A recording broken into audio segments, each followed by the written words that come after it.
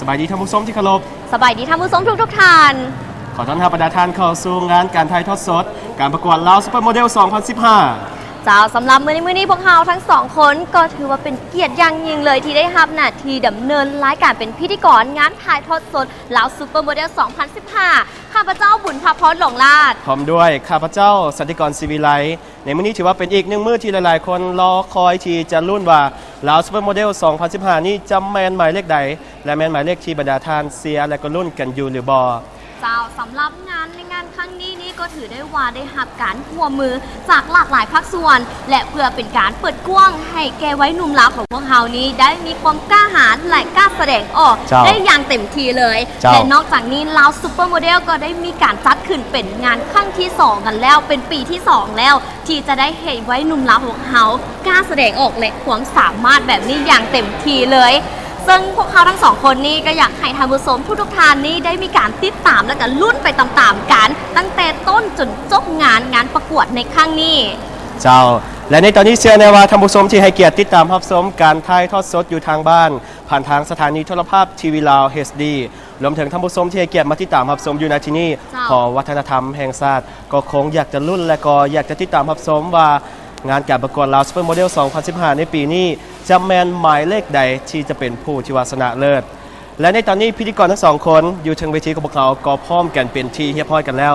ฉะนั้นณโอกาสนี้ขอเรียนเชิญท่านพบกับการถ่ายทอดสดการประกวดลาวซุปเปอร์โมเดล 2015 อย่างเป็นทางการนับตั้งแต่บัดนี้เป็นต้นไปเจ้าขอเรียนเชิญขอต้อนรับคณะกรรมการหลักทั้ง4ท่านข้าเจ้าบงงูคิว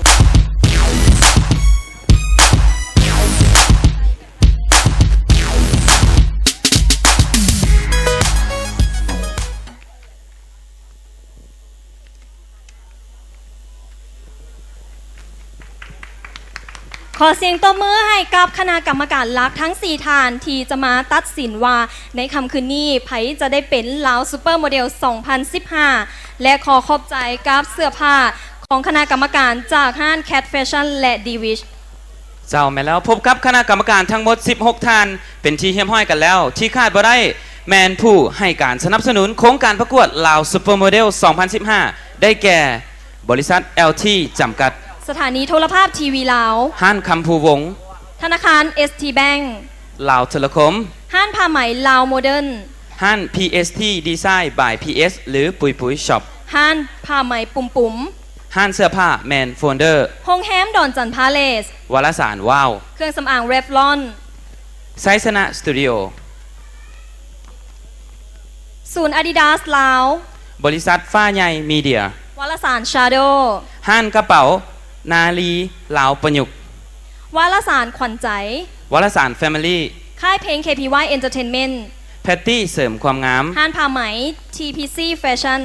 เจนป้ายและการพิมพ์เก้ายอด Image และห้านอาหารขอบใจเดอร์